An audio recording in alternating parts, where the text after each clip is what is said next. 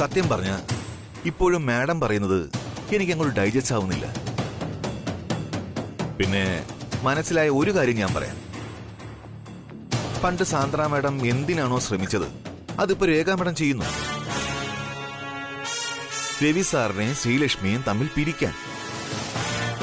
പക്ഷേ ഒന്നും നടക്കാൻ പോകുന്നില്ല. സാന്ദ്ര മാഡം തോറ്റു മുട്ടുകുത്തിയെടുത്ത് രേഖ മാഡം എന്ത് ചെയ്യാനാ?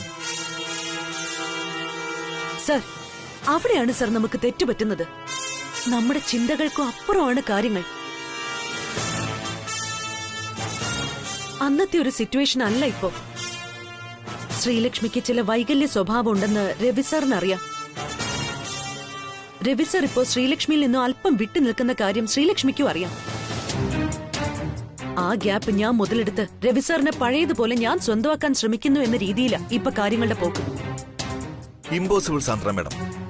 ഒരിക്കലും രവി സാർ അങ്ങനെ ചിന്തിക്കില്ല. എനിക്കത് ഉറപ്പാ. രവി സാറിലുള്ള ആ ഒരു ഉറപ്പ് എനിക്ക് ശ്രീലക്ഷ്മിയിൽ ഇല്ല രാജാറാം സർ. ഇപ്പോഴും സാന്ദ്ര മാഡം എന്തോ ഹൈഡ് ചെയ്താ സംസാരിക്കുന്നത്. പൂർണ്ണമായും കേട്ടുകഴിഞ്ഞാലല്ലേ നമുക്കൊരു സൊല്യൂഷൻ കണ്ടുപിടിക്കാൻ പറ്റൂ. ഞാൻ പറയാം സർ.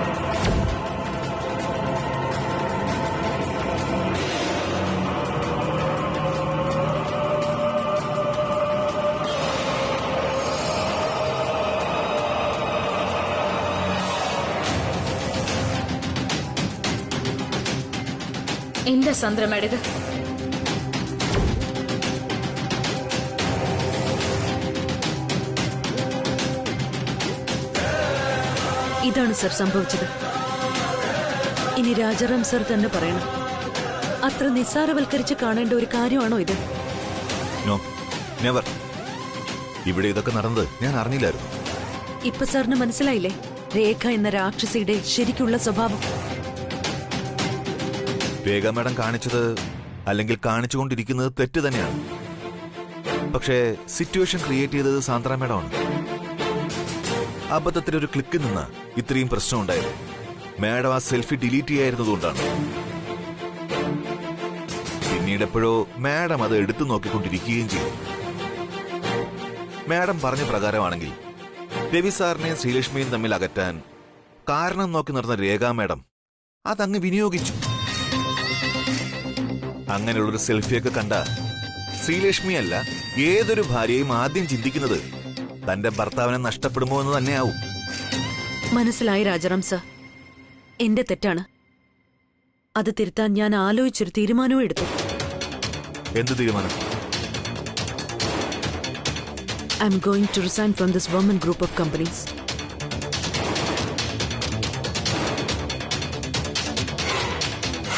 രാജിക്കത്ത് ആ രേഖ എന്ന് പറയുന്നവളുടെ മുഖത്തേക്ക് വലിച്ചെറിഞ്ഞിട്ട് കാരണത്തൊരു അടിയും പൊട്ടിച്ചിട്ട് ഇറങ്ങി പോണം എനിക്കിവിടുന്ന്. അല്ലെങ്കിൽ ഞാൻ അറിയാത്ത പല കാര്യങ്ങളിലും അവൾ എന്നെ കരുവാക്കും. ജോലി ചെയ്യണം അല്ലെങ്കിൽ ഉപേക്ഷിക്കണം, അതൊക്കെ മാഡത്തിന്റെ ഓൺ ഡിസിഷനാണ്. അതിൽ അഭിപ്രായം പറയാൻ ഞാൻ ആളല്ല. പക്ഷേ എനിക്കൊരു റിക്വസ്റ്റ് ഉണ്ട്. ഈ സാഹചര്യത്തിൽ വേറൊരു പ്രശ്നവും ഉണ്ടാവരുത്. കാരണം ശ്രീലക്ഷ്മിയെ ഡോക്ടറെ കാണിച്ചപ്പോ ഒരു തരത്തിലും മനസ്സിനെ അപ്സെറ്റ് ആക്കുന്ന കാര്യങ്ങൾ ഉണ്ടാവരുതെന്നാ ഡോക്ടർ പറഞ്ഞത്. അതുകൊണ്ട് തന്നെ ശ്രീലക്ഷ്മി മാഡം അവരുടെ അച്ഛനോടും അമ്മയോടും ഒപ്പം അവരിപ്പോ താമസിക്കുന്ന വാടക വീട്ടിലേക്ക് കുറച്ചു ദിവസം മാറി താമസിക്കാൻ തീരുമാനിച്ചിരിക്കുക. ഈ ഒരു സാഹചര്യത്തിൽ മാഡമായിട്ടൊരു ടെൻഷൻ കൊടുക്കരുതെന്ന എന്റെ ഒരു അഭിപ്രായം. എല്ലാം ഒന്ന് കലങ്ങി തെളിയുന്നതുവരെ ഈ കാര്യങ്ങളൊക്കെ തൽക്കാലം നമുക്ക് മറച്ചു പിടിക്കാം. എന്നിട്ട് ശ്രീലക്ഷ്മി മാഡത്തിനോട് സാവധാനം കാര്യങ്ങൾ പറഞ്ഞ് മനസ്സിലാക്കാം. ഇതിൽ മാഡത്തിന്റെ തീരുമാനം എന്താണെന്ന് ഞാൻ ചോദിക്കുന്നില്ല. കാരണം ഞാൻ പറഞ്ഞതാണ് ശരി, അതേ നടക്കാൻ പാടുള്ളൂ. വിപരീതമായ ഒരു തീരുമാനം എടുക്കരുത് പ്ലീസ്. പഴയ സാന്ദ്ര മാഡം ആയിരുന്നെങ്കിൽ ഞാനിത് പറയില്ലായിരുന്നു. Now it's up to you, madam. Good night.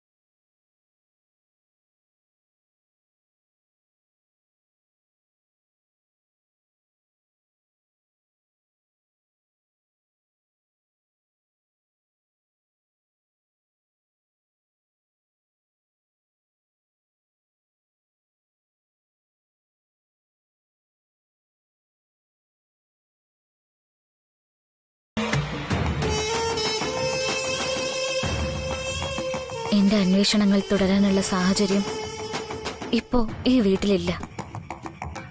അതുകൊണ്ടാണ് ഞാൻ എന്റെ വീട്ടിലേക്ക് പോകുന്നത്.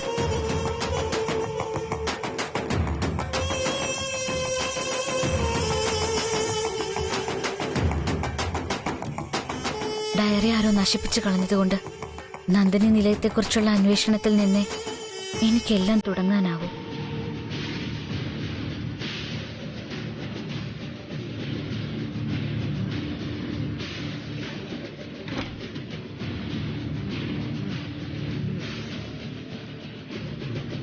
ഇവിടെ നിന്നാൽ എനിക്കൊരിക്കലും നന്ദിനി നിലയത്തിലേക്ക് എത്താൻ സാധിക്കില്ല.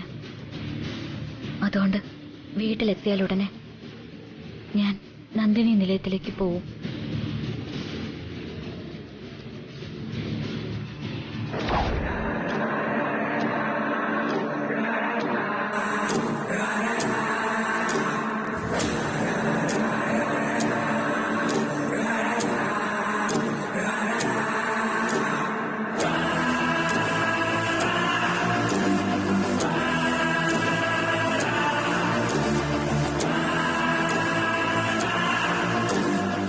ആരാണ് നന്ദിനിയുടെയും ശ്രീലക്ഷ്മിയുടെയും ശത്രു എന്ന് ഞാൻ കണ്ടെത്തും.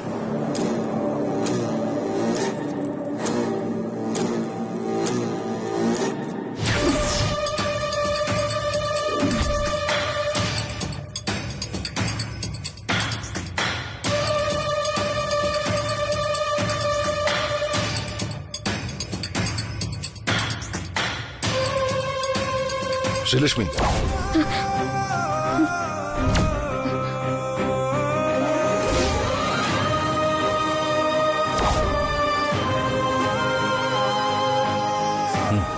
ഞാൻ ഊഹിച്ചു.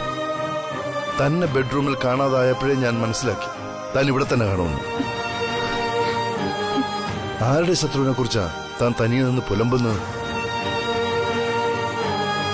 എന്താണ് തന്റെ പ്രശ്നം? സർ, അത് എന്തിനാണ് താൻ വീണ്ടും വീണ്ടും ഈ മുറിയിൽ കയറുന്നത്? എന്താ തനിക്ക് ഇവിടെ നിന്ന് വേണ്ടത്? രേഖ പറഞ്ഞപ്പോഴും വീഡിയോ കാണിച്ച് പ്രശ്നം ഉണ്ടാക്കിയപ്പോഴും ഞാനിതൊന്നും കാര്യമായിട്ട് എടുക്കാത്തതാണോ തന്റെ ഈ സ്വാതന്ത്ര്യത്തിന് കാരണം? കുറച്ചു മുമ്പ് വരെ എന്നോട് സ്നേഹത്തോടെയും വിഷമത്തോടെയും സംസാരിച്ച ശ്രീലക്ഷ്മി ഇവിടെ ഇപ്പൊ എന്റെ മുന്നിൽ അനുവാദമില്ലാതെ കയറിയിരിക്കുന്നു.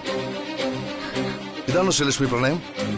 രവി സർ, ക്ഷമിക്കണം, ഞാൻ അറിയാതെ. മിണ്ടിപ്പോകരുത്.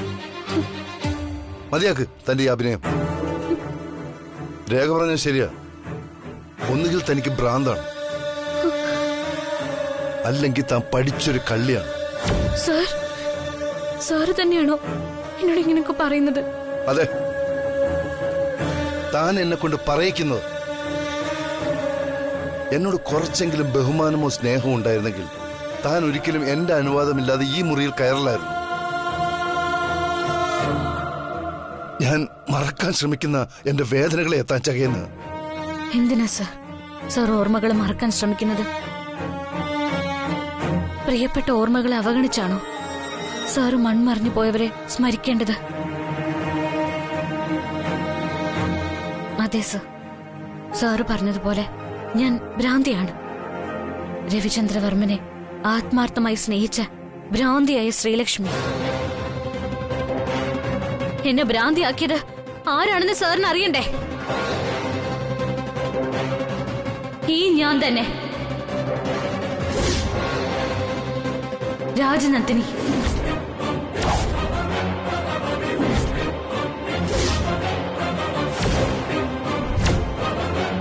ഞങ്ങള് രണ്ടുപേരല്ല, ഒരാളാണെന്ന് പറഞ്ഞാൽ സാറത് വിശ്വസിക്കോ? രാജനന്ദിനി മരിച്ചതല്ല, കൊന്നതാണെന്നും സാറിനെ എന്നെയും ഇപ്പൊ ആരോ കൊല്ലാൻ ശ്രമിക്കുകയാണെന്നും പറഞ്ഞ സാറത് വിശ്വസിക്കോ?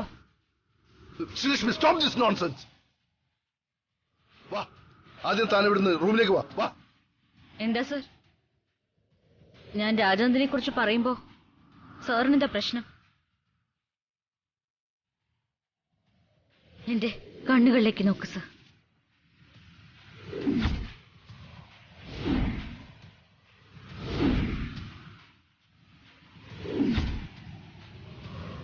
എന്നിട്ട് തീരുമാനിക്കേ ഞാൻ രാജനന്ദിനിയാണോ അല്ലയോ എന്ന്. എന്താ സാറിനൊരു പരിഭ്രമം? സാറിന്റെ മുഖം എന്താ വല്ലതായത്? സാറിന്റെ ആജന്മ ശത്രുവായ JD എന്ന ഗൗരിദാസ് പറഞ്ഞുണ്ടാക്കിയത് അപ്പോ നുണയല്ല അല്ലേ? പറയൂ സർ, സാർ തന്നെയാണോ രാജനന്ദിനെ കൊന്നത്?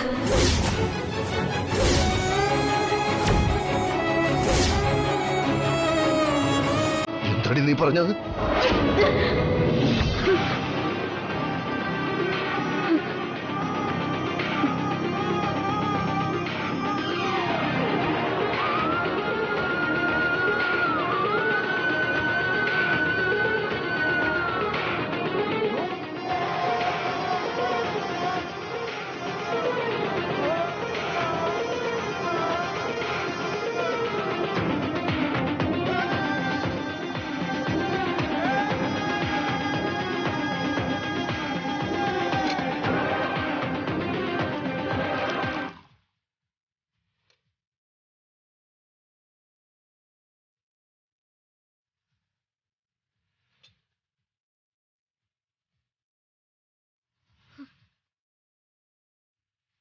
ഈശ്വര, എന്താ ഇതൊക്കെ? വെറുതെ ഓരോന്ന് ചിന്തിച്ച് കിടന്നുണ്ടാവും ഇങ്ങനൊക്കെ സ്വപ്നം കാണുന്നത്. എന്റെ കരിക്കുത്തിയമ്മ സ്വപ്നത്തിൽ പോലും എന്റെ മനസ്സിൽ ഇങ്ങനെയുള്ള ചിന്തകളൊന്നും വരുത്തല്ലേ.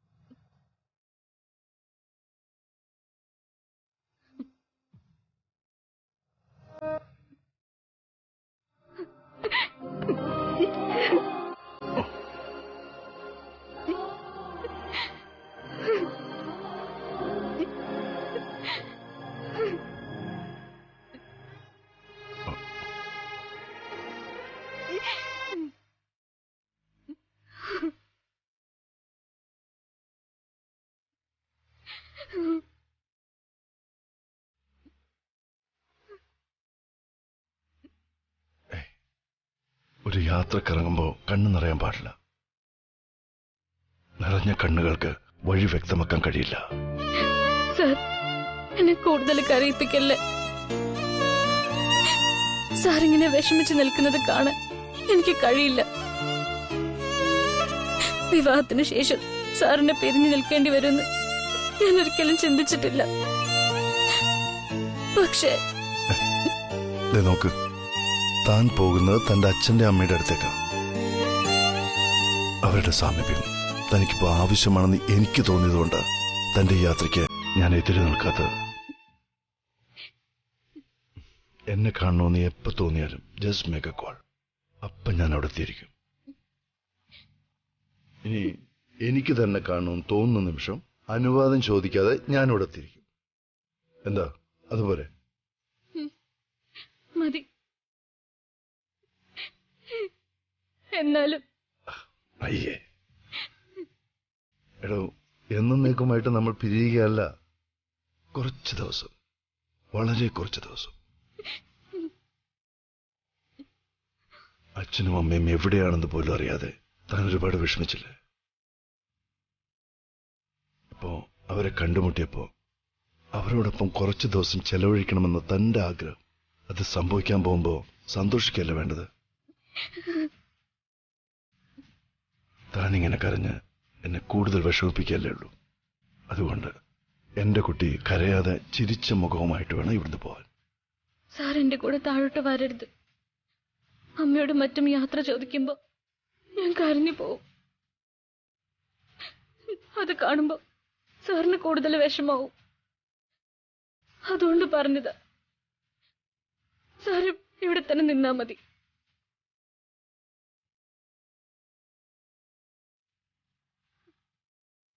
എല്ലാം ശരിയാകുമെന്നുള്ള കാത്തിരിപ്പല്ലേ നമ്മുടെ ജീവിതം.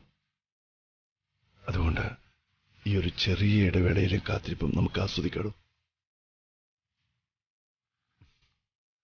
എല്ലാം പോസിറ്റീവായിട്ട് മാത്രം ചിന്തിക്കാം. Take care.